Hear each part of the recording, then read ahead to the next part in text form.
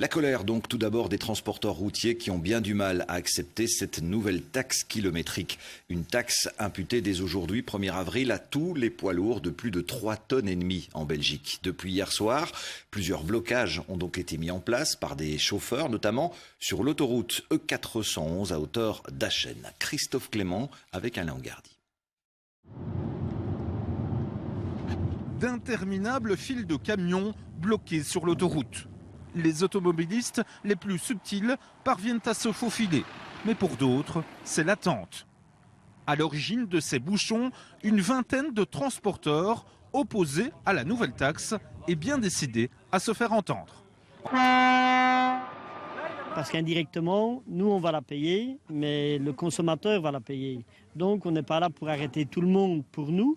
On arrête aussi pour les consommateurs que ce sera répercuté aussi sur le mazout, sur les aliments, sur tout, parce que quelqu'un devra la payer. Qu'on paye une autoroute, on est d'accord qu'il y a un système qui doit être mis en place, parce qu'on voit les états de nos routes, elles ne sont de toute façon pas bonnes, mais c'est le prix.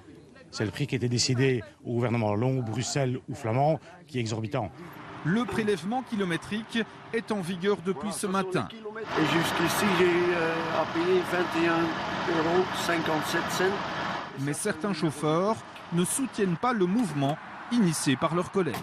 Les actions, je ne comprends pas, vraiment. Non. C'est dommage qu'ils font ça, je trouve. Ça fait exactement 3/4 d'heure. Sans bouger. Si j'avais su...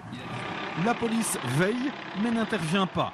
En demandant aux manifestants de laisser passer les véhicules transportant des enfants, elle entend favoriser le dialogue. Il n'y a pas lieu d'avoir un affrontement. De toute façon, que voulez-vous qu'on fasse contre un tel charroi? Mais non, de toute façon, la négociation est certainement la meilleure des solutions.